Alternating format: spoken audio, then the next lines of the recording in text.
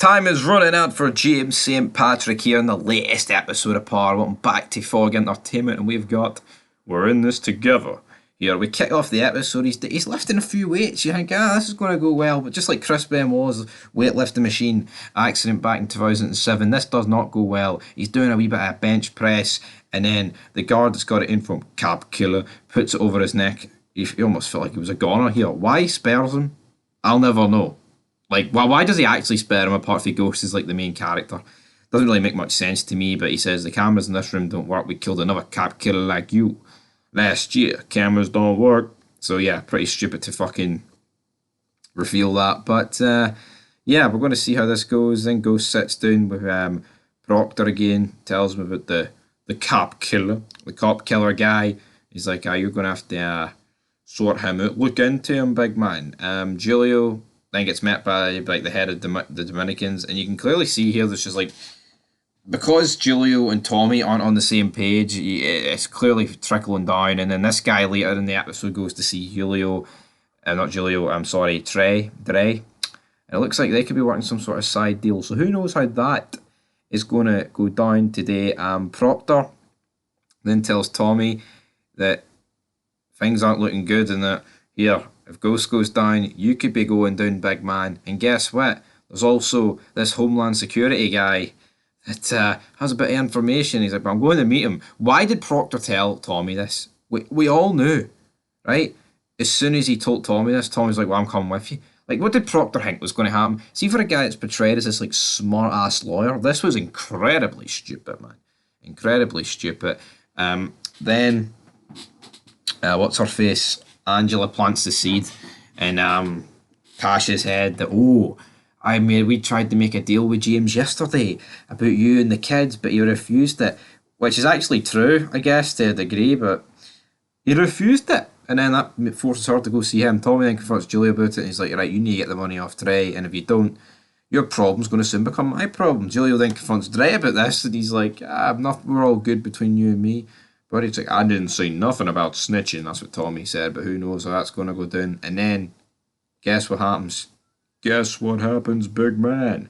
The angry black man's arse collapses, man. He absolutely does. Proctor has him on the ropes. And to be honest, I can see why he's flipped out here, because Proctor's sitting here accusing him that he was the real mole. And he's like, yo, I've had a badge for 20 years. I'm being accused of this shit. No wonder. I mean, I would react. I don't think it really looks that bad, if we're being honest. Tommy then pays a visit to the lady, the Italian mob boss, his daddy's fucking wife. And then they got the guy with the mustache there, and he's like, so you're not really one of the guys, you're one of the guys that held one of the maid guy's bags. He's like, I was a maid guy, you little shit. Then his wife comes out after Tommy leaves, 20k has been paid, and his wife is like, my husband, I've known him for 40 years. What's going on? He wouldn't do anything like this. He told me everything. Well, I'm willing to assume that Tommy ain't 40. I think Ghost is like, mid-30s. I'm going to assume Tommy's around the same age as that. So, yeah, I'm going to assume that Tommy has been a naughty boy. Or his daddy's been a naughty boy. Maybe he is 40, but to me, I don't really know what age Joseph Sikora is, but he doesn't come across a guy that's 40. He looks more like a guy that's early 30s to me, but we'll have to wait and see. But this meet with Proctor and the main man is set up, and then, yeah, what happens here? The guy tells him about the recording that would directly involve, and he's like, I'm telling you, Proctor, you would have to choose between your two clients. And then out of nowhere, I thought it was inevitable, Tommy just kills the Homeland Security guy. So, I mean, it's like that.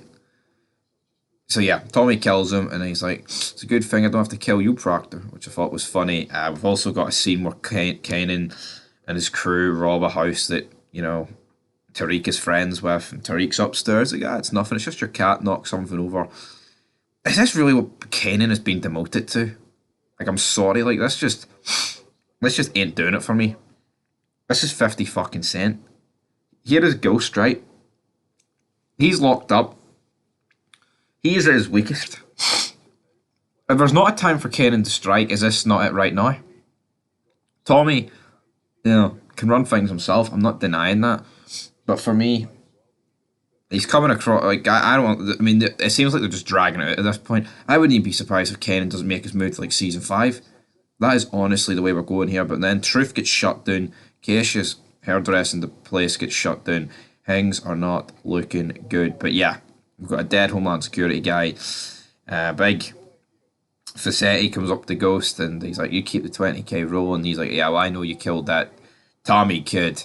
So if you keep using this leverage, then I'm going to out you, and you'll never be able to get to see your daughter, your wife, obviously." Because Ghost is like, "Because you were going to be out on parole soon. But guess what? Fuck you. Keep me chuver honest," is essentially what's going on here. But then we've whipped up a masterclass here from the police. We've got Mac. It turns out they've revealed that Proctor was in fact Tommy Egan's lawyer. So the client of him was both Tommy and Ghost, and that is a clear conflict of interest because they offered Ghost a deal that would in fact arrest Tommy and shaft him. So the mayor, the guy from Prison Break's like, "Yep, you know what, Proctor, you're off the case." Proctor then talks to Ghost. It's like, "You're on your own now, buddy. That is it. Absolutely good night." He then goes like have a drunken rant at Angela's apartment. She's like, "Go home, Proctor. You're drunk." She then goes through the tape message, the not the tape messages, the recordings, the recordings, the recordings on the wall. And she notices the main man. I believe she notices him. It was very hard to. It was caught in between. Now Ghost leaves without actually putting the gun in, so she obviously realizes it has been planted, and now is she just going to completely turn this case upside down and be like, "Oh, he was shafted." I mean, she did love him, like, but come on, just because someone planted the gun there doesn't necessarily mean that he didn't kill him.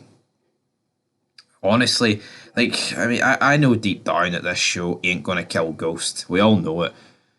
I think wasting a season on him being in jail is almost irrelevant. Like, it actually is a waste of time. Like, has it been good seeing him in jail for a few episodes? Yes, it's like a different dynamic. But for me, like, he's never going to get arrested. He's never going to get the death penalty. So you may as well just fucking get him out as soon as possible. But anyway, troops, that's going to do it for this episode. I'm going to get a 6 out of 10. And until next time, peace.